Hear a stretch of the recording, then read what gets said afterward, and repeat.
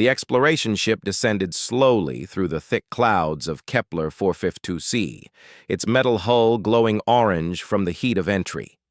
Inside the main cabin, Dr. Quan Teo stood looking out through the reinforced window at the frozen landscape below.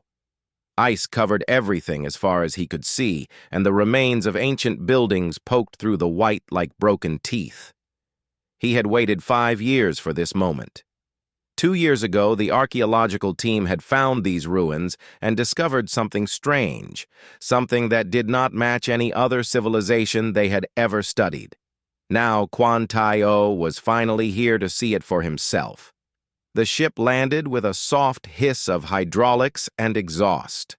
Quan Teo was 52 years old, with gray starting to show at the sides of his dark hair. He had spent his entire life studying the bones of dead creatures. His colleagues said he could look at a single bone and tell the story of the animal that owned it. This ability had made him famous throughout the Galactic Archaeological Institute. Now he was about to see something that would change everything he thought he knew.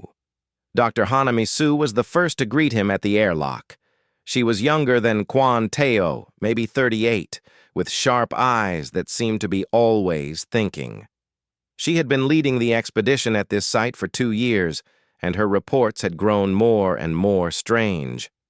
"Welcome to the strangest dig I have ever seen," she said, greeting him with a warm smile. "I am glad you came so quickly.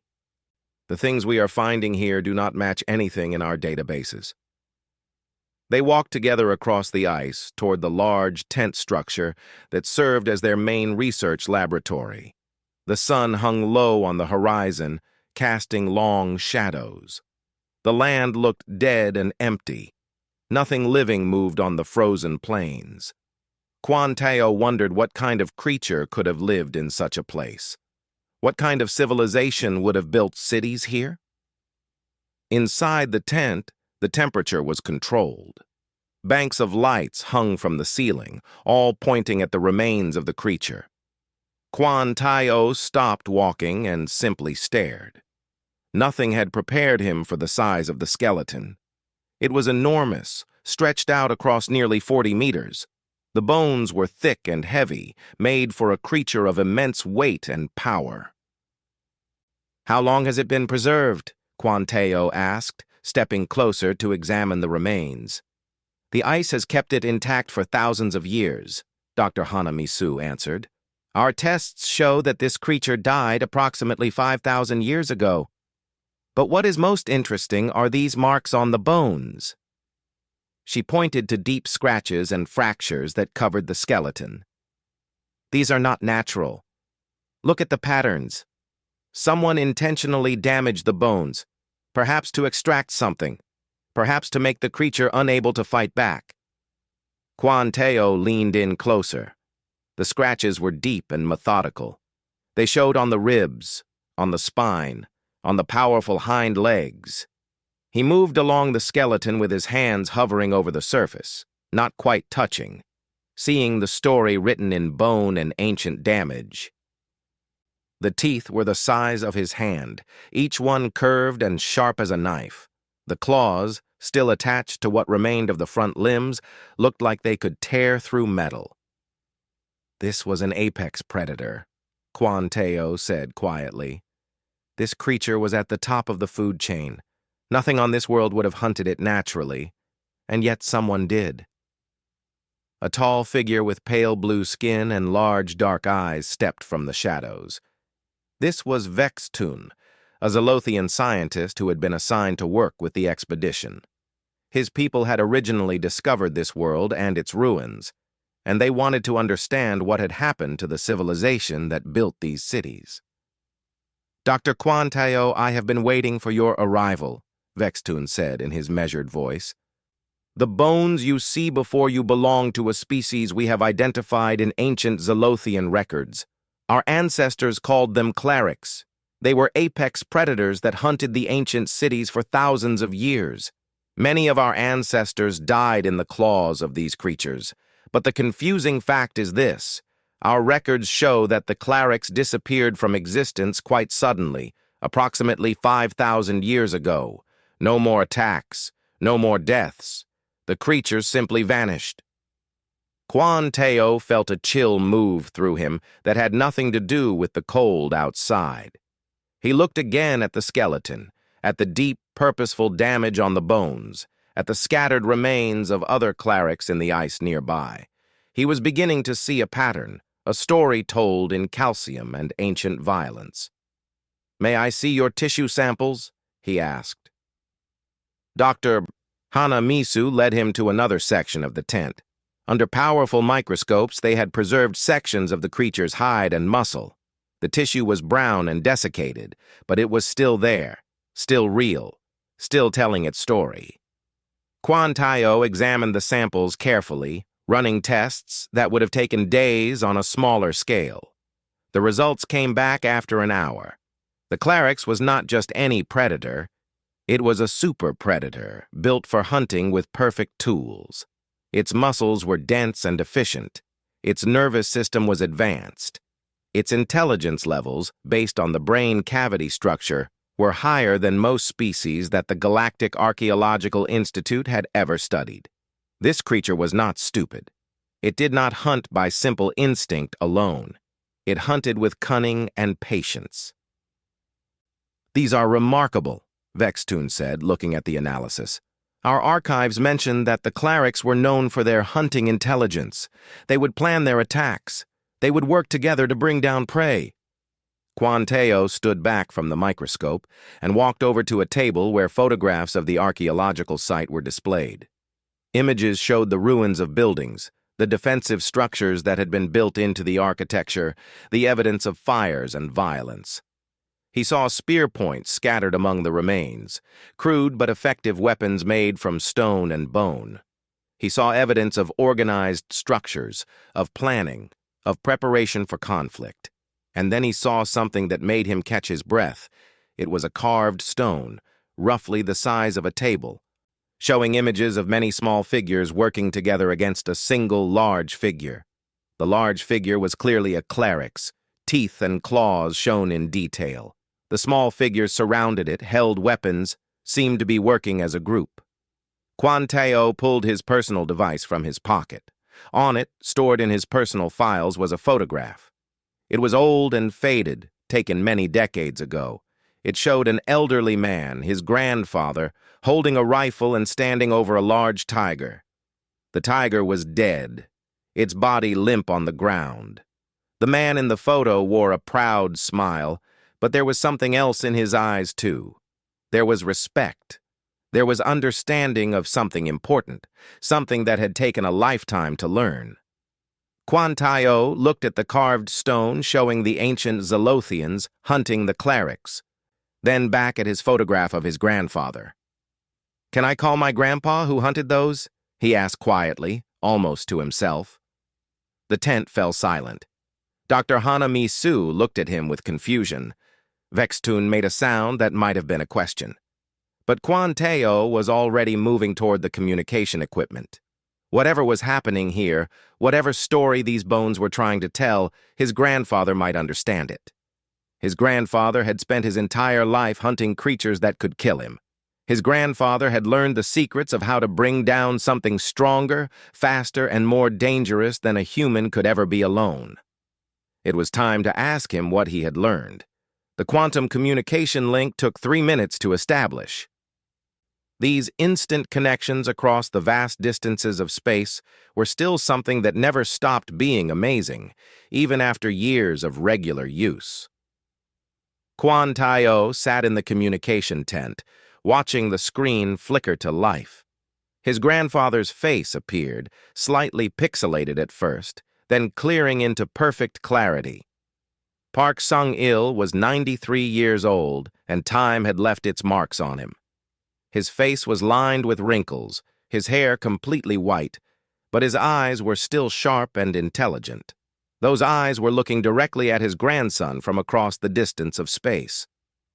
"Teo, my boy," the old man said in Korean, his voice warm but also curious. "You are calling from very far away. The researchers told me you had arrived at that ancient site. Is everything well with you?" Quan Teo leaned forward. speaking slowly in both Korean and English so the translation systems could keep up. "Grandfather, I need to ask you something. I have found something here that I do not understand. I need your knowledge.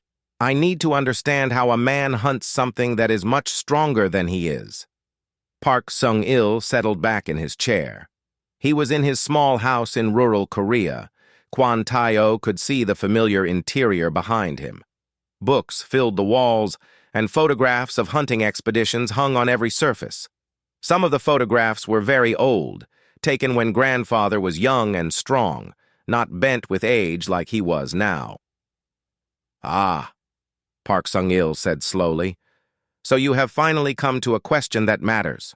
Come, show me what you have found."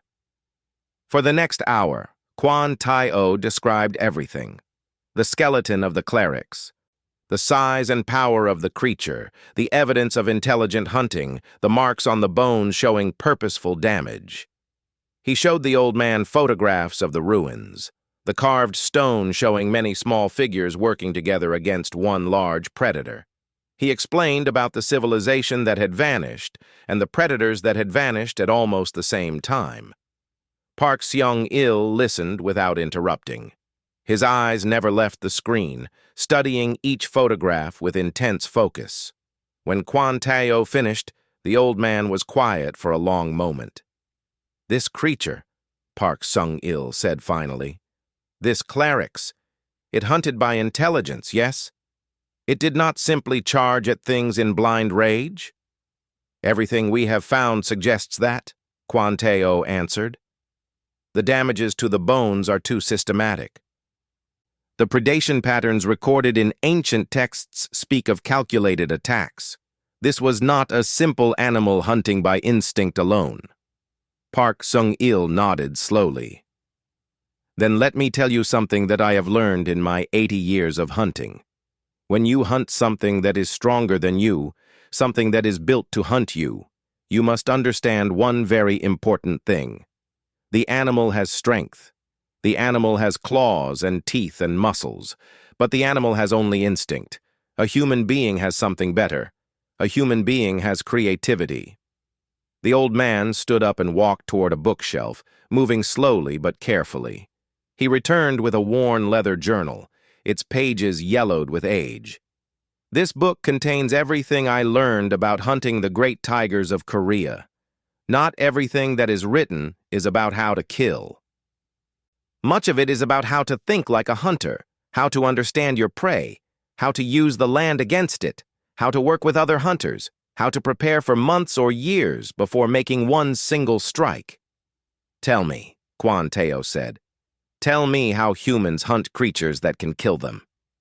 Park Sung-il settled back in his chair, and his voice took on the quality of a teacher, a man passing down knowledge that had taken a lifetime to gather. "First, you must understand the animal. You must know what it eats, where it sleeps, how it moves, what it is afraid of. You must study it like it is a problem that you need to solve with mathematics. The tiger, for example, it hunts by stealth. It creeps very close before it attacks. So the hunter must know that. The hunter must watch the places where tigers hide. The hunter must learn to see the world through the tiger's eyes." He paused, and his expression became very serious. "But there is something more important. You must understand that the animal is not evil. The animal is simply trying to live, trying to eat, trying to survive. When you hunt it, you must give it respect. You must understand that you are taking a life that has value. This understanding, this respect, this is what separates a hunter from a murderer." Dr. Hana Misu was standing near the communication equipment, listening to every word. She made notes, her scientific mind trying to convert these ancient hunting philosophies into data that could be analyzed.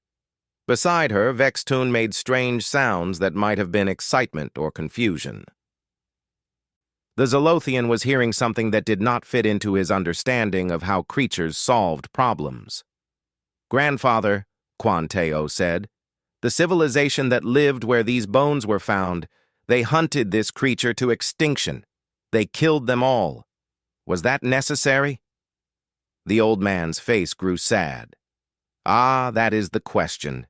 Is it not? Sometimes, yes, a dangerous creature must be eliminated if it threatens too many lives. The choice is hard, but sometimes it must be made. However, there is always a price for such choices. When you remove the predator, you remove something from yourself also. You remove the need to be strong. You remove the need to work together. You remove the hunt itself, which is what makes a man understand what he is capable of. Park Sung-il leaned forward, his old eyes intense. In Korea, the tigers are nearly all gone now. We killed them to protect our villages and our livestock. It was necessary, perhaps, but we lost something when they disappeared. We lost the hunt. We lost the respect. We lost the connection to something wild and real and important. The communication link crackled slightly, distance asserting itself for just a moment before the signal stabilized again. There is more you should know, Park Sung-il continued. When humans hunt together, something changes inside them. They become more than individual people. They become part of something larger. They become a community. The hunt binds them together in a way that nothing else can. War does it too, I suppose, but the hunt is cleaner somehow. The hunt is honest. The hunt does not deceive. He held up his journal. I have written about this many times. The greatest hunts I ever participated in were not the ones where we killed the most animals. They were the ones where we worked best as a team, where we understood each other without speaking, where we moved as if we shared one mind with many bodies. This is what makes humans dangerous, Tayo. Not our weapons, not our strength, our ability to work together with perfect coordination toward a single goal. Kwan Tayo felt something shift in his understanding. He looked at the photograph of the carved stone again, showing many small figures working as one unit against the single large predator. The Zolothians did this too, he said. They hunted together. They coordinated their attacks. Yes, Park Sung-il said simply, and that is why they won. That is why the predator is extinct and the civilization thrived. For a time, anyway. What do you mean for a time? Kwan Tayo asked. The old man's expression grew distant, sad. Once you kill the last predator, once you have eliminated the thing that forced you to be strong and unified, what happens then? The danger is gone. The need to work together is gone. And slowly, inevitably, people stop being hunters and start becoming comfortable. And when a society becomes comfortable, it becomes weak. Kwan Tayo felt the weight of his grandfather's words. It was a lesson that seemed to apply to far more than just hunting. After the communication with his grandfather ended, Kwan Tayo did not sleep. He sat in his quarters reviewing the data again and again, looking at the photographs of the ruins from a new perspective. Park Sung-il's words kept repeating in his mind. The hunt binds people together. The predator forces humans to be strong and unified. What happens when the predator is eliminated? These questions opened new lines of investigation. By dawn, he had a new plan. He gathered the team together in the research tent. Dr. Hana Misu was there, along with Vextun and Dr. Lee Jae-in, the expedition's structural engineer. Lee Jae-in was 45 years old, with the practical mind of someone who understood how buildings worked and what they could tell you about the people who built them. I want to expand our search, Kwan Tayo announced. We have been focusing on the skeleton and the immediate site. But I want to understand the ruins better. I want to know how the civilization was organized. I want to see if there is evidence of how they hunted this creature. Lee Jae-in pulled up architectural diagrams on the screen. The ruins showed a sophisticated city design. There were defensive walls, yes, but they were old, showing signs of having been abandoned long ago. What was more interesting were the structures that seemed built for specific purposes that were not immediately obvious. Look at these passages. Lee Jae-in said, pointing to a series of tunnels that ran between some of the larger buildings. They are narrow and carefully designed. They have high walls on both sides, with openings at regular intervals. At first, I thought they were simply routes for people to travel, but now I think they might be something else. Dr. Hana Misu leaned closer to the screen. "Killing grounds," she said softly, "just like your grandfather said. These passages were designed to funnel something through them." "Something large." Vextun made a sound of understanding. "The predators. They designed these spaces to trap the clerics, to channel them into areas where hunters could attack from above and from the sides. It is brilliant. The creature's size and strength become useless in such a space. It cannot turn. It cannot escape. It can only move forward or backward." Over the next 3 days, the team explored the ruins more carefully. They found evidence everywhere once they knew what to look for. Spear points and stone tools were scattered through the passages and around the buildings. There were carvings showing tactical formations, ways to coordinate attacks. There were even what appeared to be markers or signs carved into the stone, perhaps meant to communicate between hunters about where a cleric had been spotted or which way it was moving. Most intriguingly, they found a massive open area that had clearly been a deliberate construction. The ground was hard-packed earth, surrounded by high walls on all sides. There were viewing platforms built into the walls, with sightlines that covered every part of the central area. The floor showed the most wear near one section, where massive claw marks were scratched deep into the stone. "This is a killing pit," Lee Jae-in said, studying the marks. "They would drive the creature in here. The walls prevented escape. The height prevented jumping out. Hunters would rain spear and stone from above. The creature would be trapped until it died." The realization was both impressive and disturbing. The Zolothian civilization had not simply survived the cleric's threat through random luck or isolated heroic battles. They had systematically designed structures and strategies to hunt and kill these apex predators. Over time, generation after generation, they had perfected the process until they could hunt the creature that had once terrified them. In one of the older buildings, they found what appeared to be a ceremonial chamber. The walls were covered with carvings and paintings. The images showed the entire history of the conflict. Early images showed clerics attacking settlements, people running in fear, structures in ruins. But as the images progressed across the walls, the balance shifted. Humans appeared more organized. Weapons improved. Finally, in the most recent paintings, there were scenes of hunters standing victorious over fallen creatures. The final images showed celebrations, monuments, and something that made Quan Teo's heart feel heavy. The final images showed empty landscapes. No hunters, no creatures, just ruins. "They won," Dr. Hana Misu said quietly. "They hunted the clerics to extinction. They won." But as Quan Teo looked at those final empty images, he understood what his grandfather had been trying to tell him. Winning was not the same as success.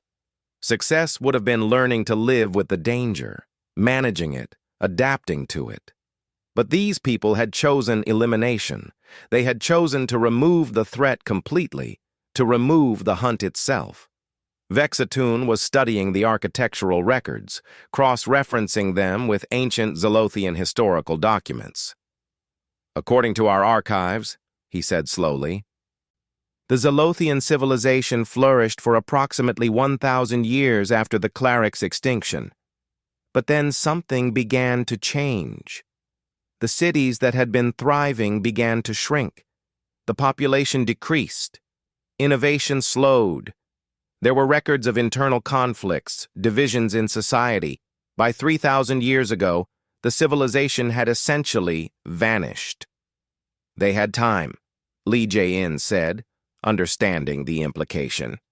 "After they won, they should have had peace. They should have had growth and prosperity, but instead, they declined." Quan Teo walked to the window of the research tent and looked out at the frozen landscape. Somewhere beneath the ice lay the bones of the last clerics, the last challenge that the Zolothian civilization had ever faced. Once it died, perhaps others had died too. Perhaps the unity that had kept the civilization strong had died with it. "I want to find evidence of what came next," Quan Teo said.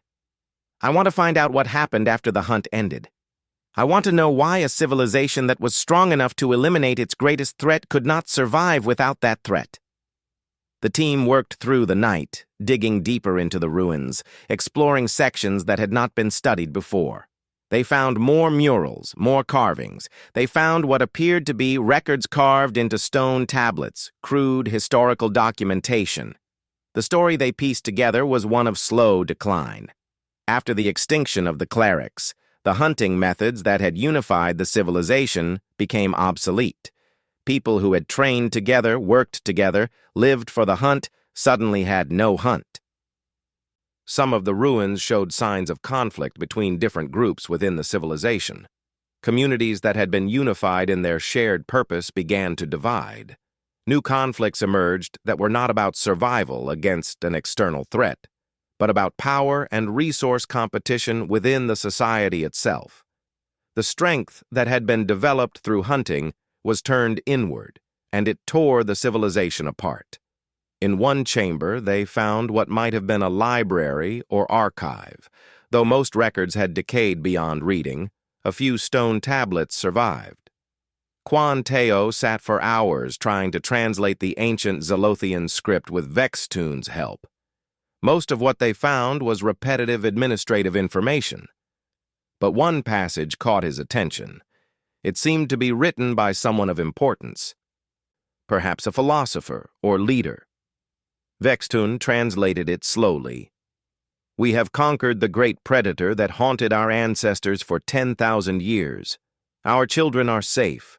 Our cities are secure. And yet I fear we have won a victory that will destroy us. The hunt made us one people. The hunt gave us purpose. The hunt showed us what we were capable of becoming when we worked together. Without the hunt, I fear we will forget how to be strong. I fear we will turn our weapons on each other.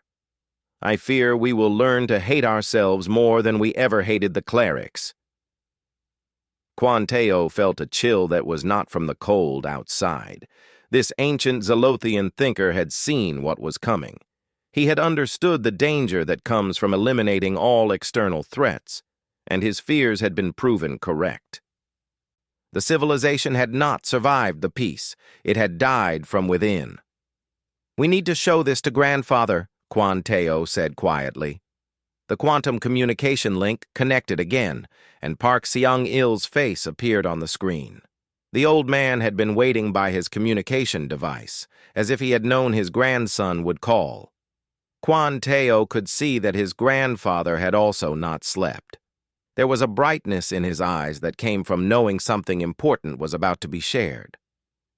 "I have found something, Grandfather," Quan Teo said without greeting.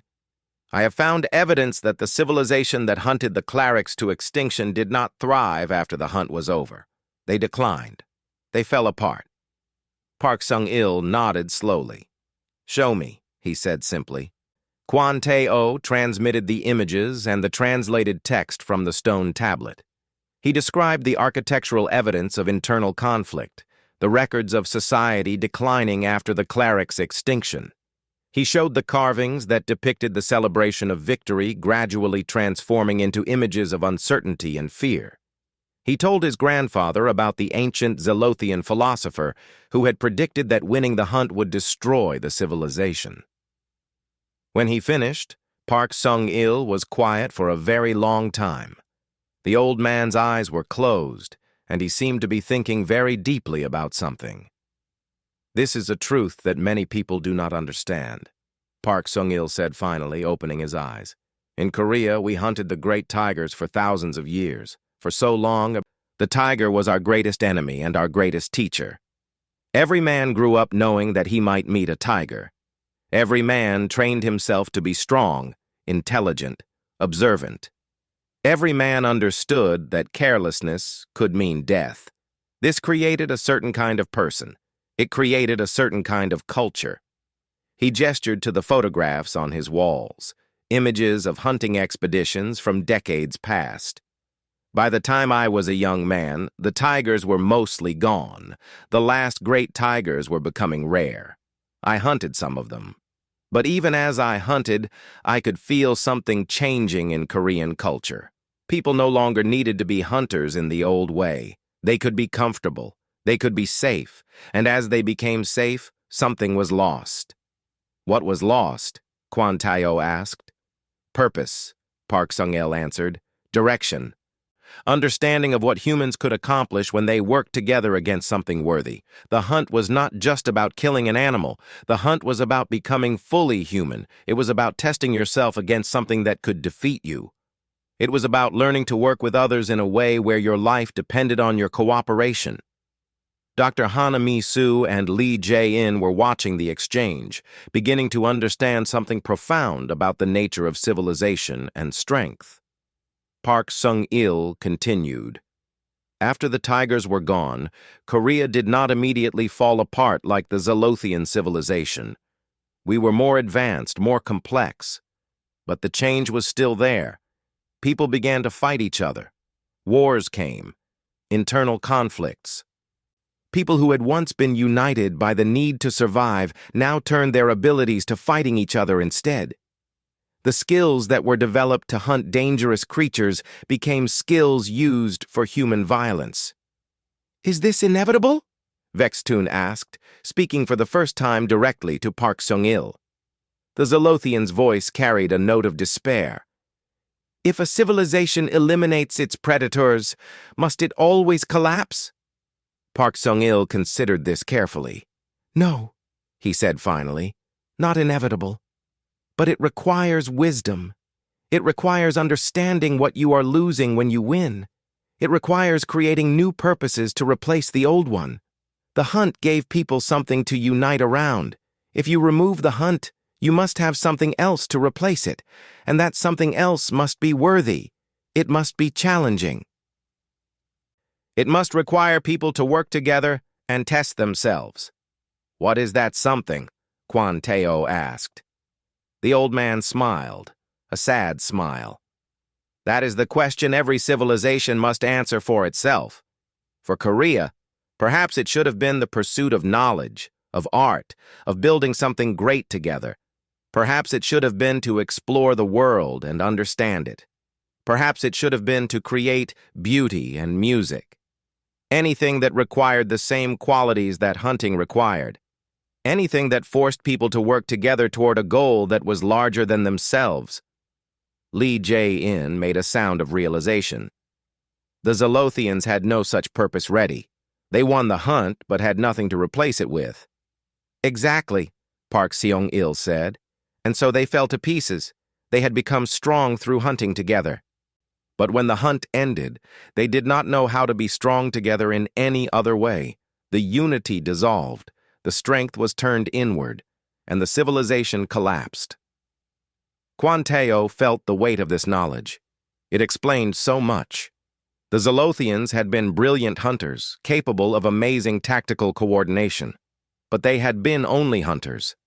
They had not developed other sources of unity or purpose. When the hunt ended, they had nothing left. There is something else you should know, Vextun said quietly. According to our most ancient records, before they hunted the clerics to extinction, there was a debate among our leaders. Some wise ones predicted that eliminating the predators would lead to civilization's decline. They argued that the clerics should be managed, not eliminated. That the danger should be contained and controlled, not removed completely. What happened to these wise ones? Kwon Tae-oh asked. They were overruled, Vextun said sadly. The voices of fear were louder than the voices of wisdom. The majority wanted complete safety, not wisdom. And the majority won. They always do. Park Sung-il nodded. This is a truth I have seen in my own life. Fear is very loud. Fear can convince people to make choices that seem right in the moment but are wrong for the long future. A man will eliminate a threat that might kill him without thinking about what he loses by making himself safe. He leaned forward, his old face intense. "But there is another possibility," he said. "There is a third path that is harder and better. You do not eliminate the threat. You do not surrender to the threat. Instead, you learn to live with it. You manage it. You contain it. You keep it alive because you understand that the threat is also a teacher. This requires great wisdom. This requires the maturity to understand that danger itself has value." Quan Tao thought about the preserved bones of the clerics beneath the ice on this frozen world, the last members of a species that had forged a civilization through conflict. The creatures had been magnificent and terrible and worthy, and they were gone because people chose safety over the harder path of wisdom. "Is it too late for humanity?" Vextun asked. "We have eliminated most of our apex predators. We have chosen safety. Are we doomed to the same fate as my ancestors?" Park Sung-il looked directly at the Zolothian with unexpected intensity. "That is up to you," he said. "My grandson's generation and yours and those who come after. You can choose to continue the path of simplicity and safety, and you can watch your civilization slowly decline the way mine has declined. Or you can choose to create new challenges, new hunts, new purposes that require the same unity and strength. You can choose to pursue worthy goals that demand everything from you." The old man's eyes moved from Vextun to the screen showing Quan Tai-O. "That is why I taught my grandson about hunting. Not because I wanted him to kill animals, but because I wanted him to understand something true about human nature. We are built for challenge. We are built for struggle. We are built for the hunt. Take that away, and we rot from the inside. But give us a worthy goal, a worthy challenge, a worthy hunt, and there is nothing we cannot accomplish." The research findings spread quickly through the scientific community. Within 2 weeks, every major academic institution in the galaxy was discussing the implications of what had been discovered on Kepler 45p2c. The story of the Zolothian civilization and the clerics became far more than just an archaeological curiosity. It became a mirror that forced every species to examine their own history, their own choices, their own understanding of what made a civilization strong. Quan Tai-O returned to Earth for a summit that brought together the greatest minds from dozens of spacefaring species. The meeting was held in the Hall of Understanding in Geneva, a vast structure built specifically to facilitate dialogue between alien and human civilizations. Scientists, philosophers, historians, and leaders gathered to discuss what the extinct Zolothian predators meant for their futures. On the first day of presentations, Quan Tai-O showed the evidence from Kepler 452c, the skeleton of the clerics, the hunting grounds, the carved stones showing ancient battles, the architectural evidence of systematic predator elimination. He did not present these facts coldly, as a scientist might. Instead, he told them as a story, the way his grandfather had taught him to understand the world. The response was profound and unsettling. Humans in the audience recognized their own history in these images. The hunting of the great mammals of Earth, the elimination of apex predators, the gradual shift from needing to be strong and unified to simply being comfortable and safe. Other species made the same connection to their own histories. The Galactic Archaeological Institute began pulling records of extinct predators on world after world. The pattern was eerily consistent. Civilizations that eliminated their apex predators entered periods of decline. One of the most respected philosophers at the summit was a being named Krixmar, from a species called the Korthilians. Krixmar was ancient even by the standards of long-lived species, and their wisdom was widely sought. After listening to Quan Tai-O's presentation, Krixmar stood to speak. "I have lived for what you humans would call 3,000 years," Krixmar said, their voice like distant thunder. In that time, I have watched civilizations rise and fall. I have watched species achieve great things, and I have watched them fall into decline. This young scientist has shown us why.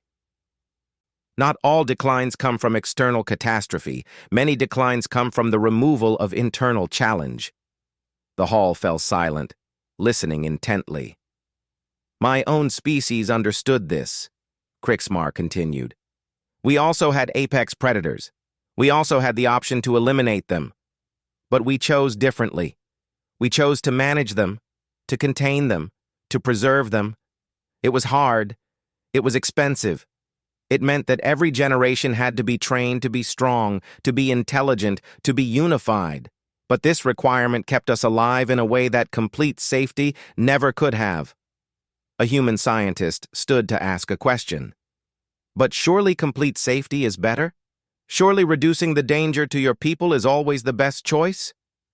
Krixmar made a sound like wind moving through canyons. No, they said simply. Safety without challenge is death.